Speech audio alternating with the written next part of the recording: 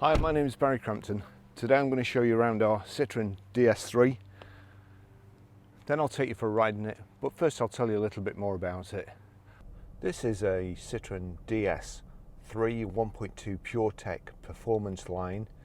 It's a 3-door 1199cc 2017 on a 17 plate, one lady owner, and it's got a fantastic specification. It's done 17,572 miles. The fuel economy, urban is 52.3 miles per gallon, extra urban 70.6 miles per gallon, and combined is 62.3 miles per gallon.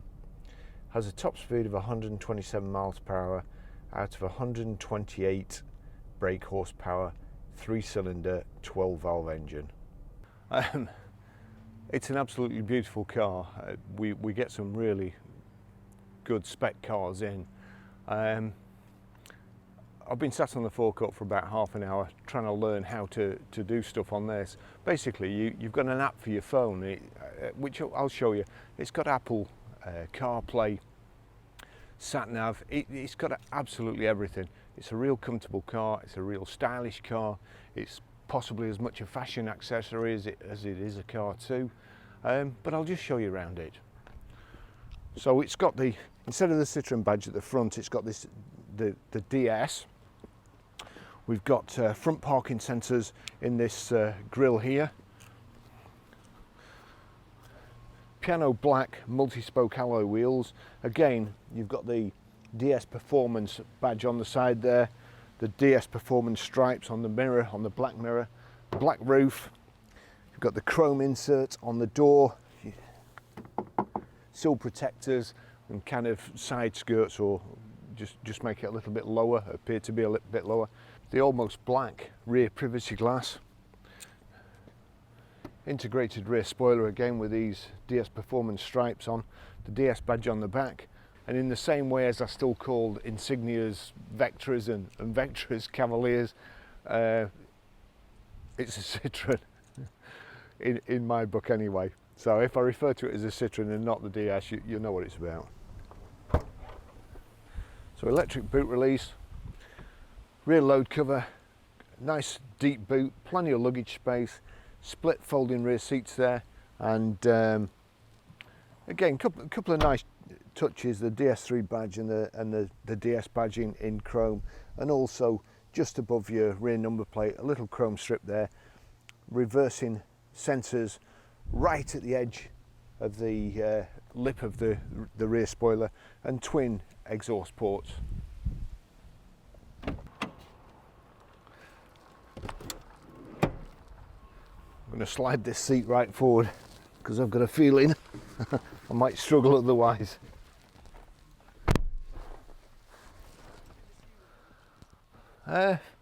My head's touching the roof. It'd be fine for kids. I'm going to put the headrest up there, and no, actually that's all right. So long as the driver's seat was a bit forward, I'd be okay. Seats don't feel like they've ever been sat in. They don't look like they've ever been sat in. It's mint. It's got the DS overmats there, and it's really lovely, comfortable material too. Nice car. I've got grab handles in the back. Also got the Isofix rear child seat anchor points just here and labelled so you can see them nice and clear.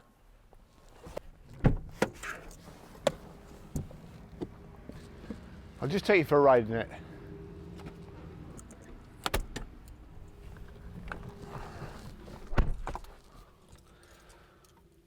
Two proper keys for this Citroen, and best car park weapon ever, a key with a blade, which I like to see, especially on a car like this, which is without wishing to get into trouble, I would imagine it mostly suitable to young ladies, although great car for anybody. It's when I got in the car before at the garage, I switched it on and some music came on which I didn't particularly like, and I went for the off switch quickly. Unfortunately, After I'd tried to turn this air freshener off, I was flummoxed. I didn't know where to go. Anyway, there's an audio control on the steering wheel here on this side, and we've also got here, which again wasn't immediately obvious, and some of the controls for the audio system are down here too. You've got the volume control there, and you've also got your menu, which brings up the proper display, proper menu, and there you go, navigation. So I'll show you how to set the sat nav later.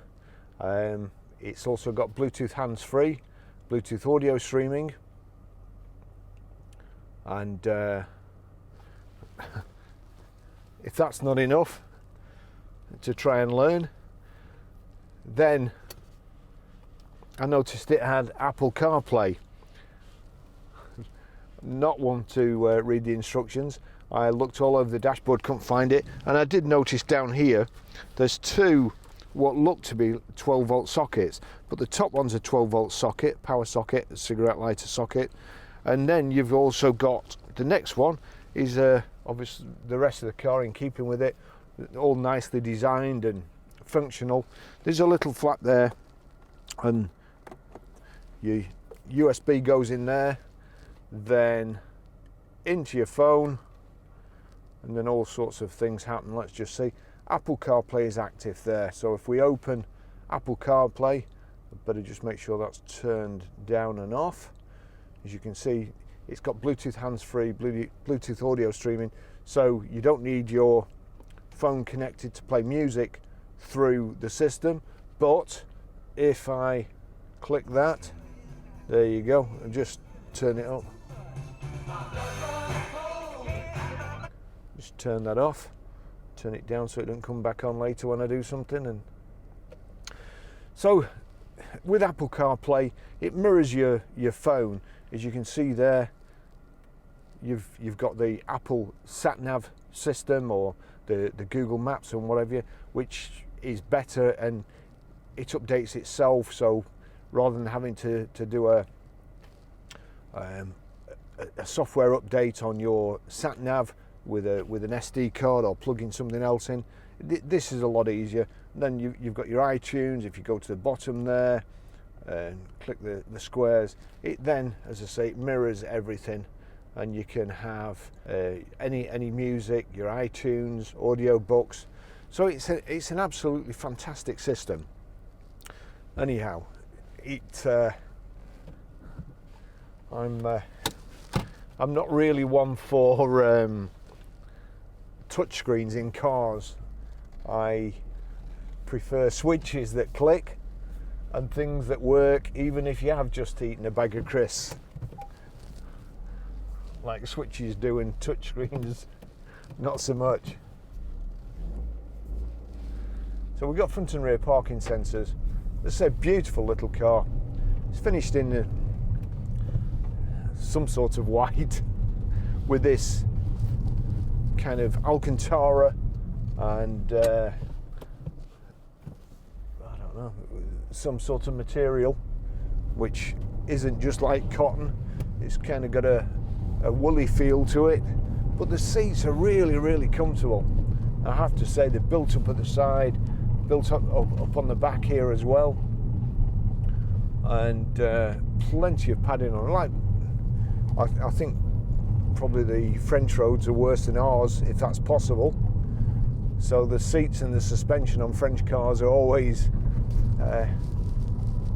just that bit better than ours, or just that bit more comfortable. Has a great gearbox, 6-speed gearbox, and lovely finish all over. The badges on the outside are in this kind of cream and red colour, and it's carried on with the stitching in this vehicle.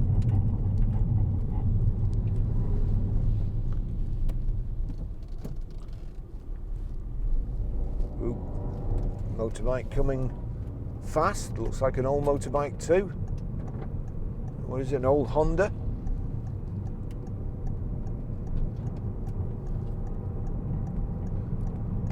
It's a great road holding. Nice car just about to burn us off here.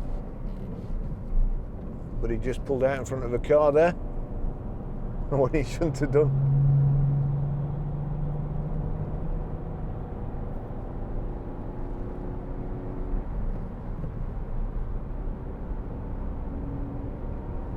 There we go.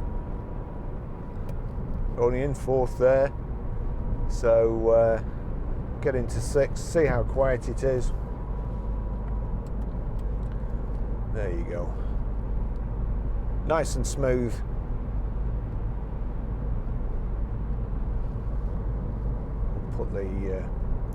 Put the sat nav on the screen there. This kind of brushed aluminium inset into the steering wheel, matching around the gear selector and round the switches. It is really well finished off. Looks great from the outside. The contrast black roof, door mirrors, and the chrome insets as well.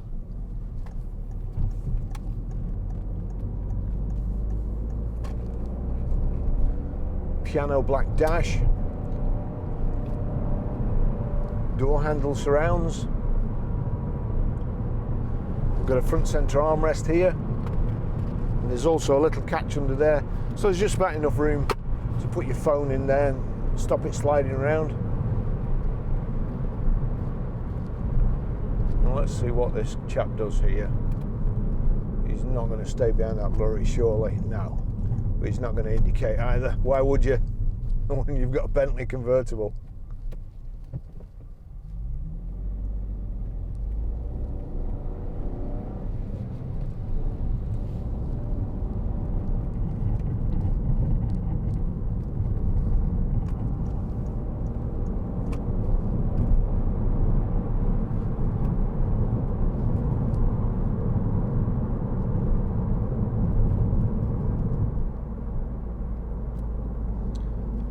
Very economical car.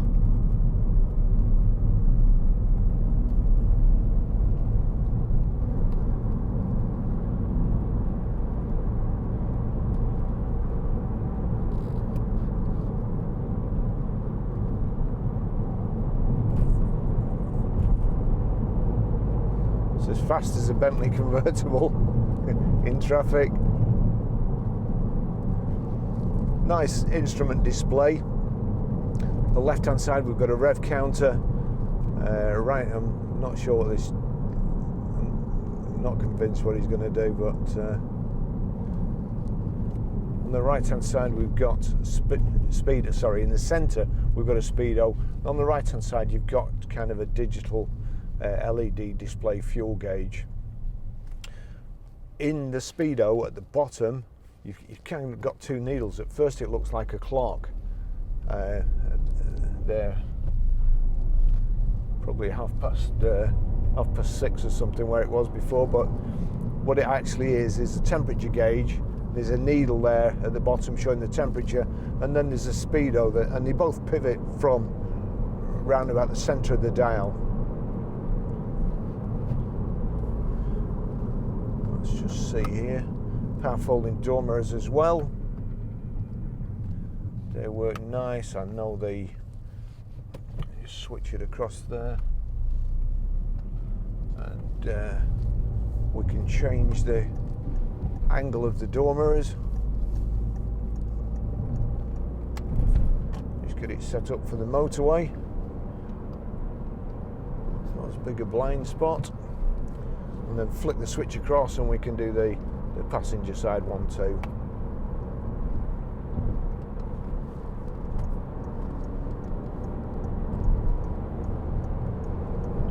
Nothing coming. We'll get up to 70, skip fifth into sixth, and then here, so the trouble is I can't see the cruise control. So what do we do? Is that on? That's the speed limit. Knock it down, that's cruise control. That's it set. So The cruise control switch is behind the quarter to position of your steering wheel. You can, there's a thumb wheel, you turn it down, that's cruise, turn it up, that's speed limit, down on cruise, and then pull towards you. There's two little switches. You pull the top one towards you, or just click the top one towards you, that increases the speed, and you click the bottom one, that decreases. So hopefully, with a bit of luck, you might be able to see that from one of the other cameras. And 70 miles an hour, we're doing 2,500 revs. Just get in front of this lorry.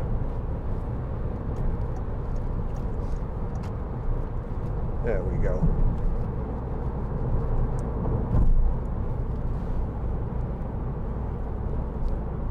You've also got here, so if I click that, in the end I should be able to change source from there. In the end we'll have volume control, but you've also got this menu switch down there. So if you're on menu, navigation, radio, media, connected services, driving. Now there's also, as well as Apple CarPlay to learn, there's also I think it's a DS app which I've downloaded, and it's quite good because it connects to the Bluetooth. When you've done a journey, it will message you or send you a link to your actual journey, how far you've gone and so on, and the route you took. You can see where your car is. If you can't remember where your car is, which I have a habit of doing, I can't remember what car I'm in, let alone where I parked it. You can look at your app, it tells you where your car is. If it's in town or anything, you can click a button and it will tell you how to get back to your car. If you come out a different car park exit or whatever, and you're unsure how to get back, it's really, really good. Stops people using the common sense, of course, but or taking note where they left the car. Looks like we might have a clear run around this roundabout, so let's just try the steering out. There we go. Nice sporty handling.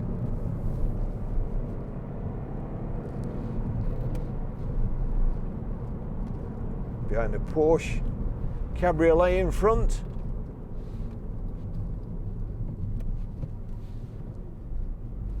Oh dear, Porsche Cabriolet that's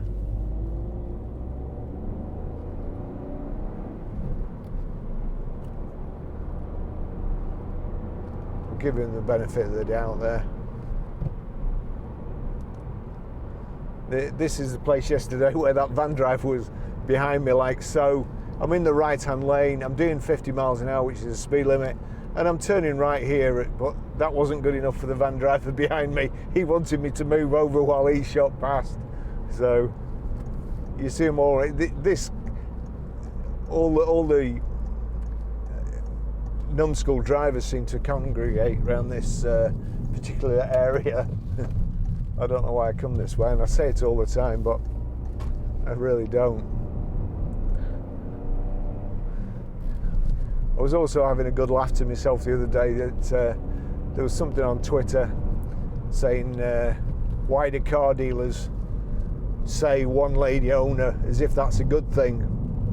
And the reason we say it, us old school car dealers, the reason we say it is because over the years the cars that have come in from one lady owners never causes any trouble.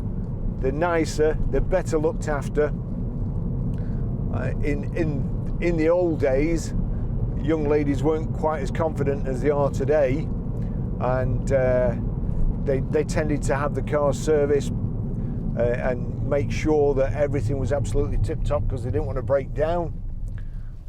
And so that's why we say it. And this is a one lady owner, I'm quite happy to say, and it's beautiful. It's not been cleaned yet. This is just as it's come in. Came in last night. It's lovely inside. The steering wheel, there's no wear on the steering wheel. There's no wear on the gear stick. The only thing you do tend to get these days with young ladies, I'm not sure what the makeup out of these days, but it seems to be they should paint cars with it, because it's so difficult to get off. So sometimes you get a couple of handprints, but that's it. And this is a really lovely car. It's a stylish car, very, very good looking, nice colour scheme, lovely to drive, economical. It ticks all the boxes, very, very comfortable too. So I'll finish the test drive there. Crikey, he's 20 to 1 now. I don't know whether I'll have enough space on my SD cards to go through all the gadgets and how to use everything in the car, but I'll do my best. So thanks for watching. I'm not sure what the next car is going to be, but if it's been of any benefit to you, please like and subscribe. Have a look at our web store. Anything that you do buy from it won't cost you any more money, but we do make a little bit of commission, and it is only a little bit. It's more for the SEO purposes and driving folk to our website rather than the other way around, but it all helps. So thanks for watching. See you in the next video. Ta-da.